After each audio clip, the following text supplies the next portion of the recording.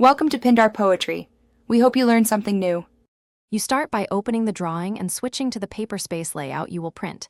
This ensures what you see is what prints. Next, set viewport scale and lock it, and hide or freeze layers that aren't needed so they won't clutter the PDF. Make sure the drawing area matches your intended page size, A3, 11x17, or a custom sheet, because mismatched sizes create scale errors when you generate the PDF. Now choose DWG to PDF, PC3, or your trusted PDF driver from the printer list. This controls PDF quality and embedding.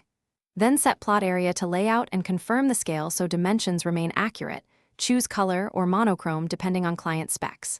Also pick the correct plot style table, CTB or SDB, to control line weights and pen colors, and set paper orientation. Once done, always run plot preview to catch clipping, scale shifts, or missing geometry. Correcting them here saves iteration.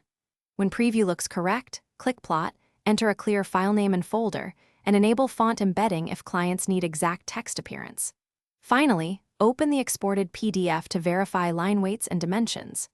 If something goes wrong, make sure the plotter configuration and CTB/SDB assignments match the layout, and confirm the paper size. Those three are the most common causes of bad PDFs.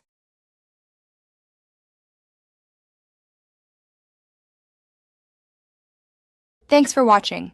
Consider subscribing if we helped you.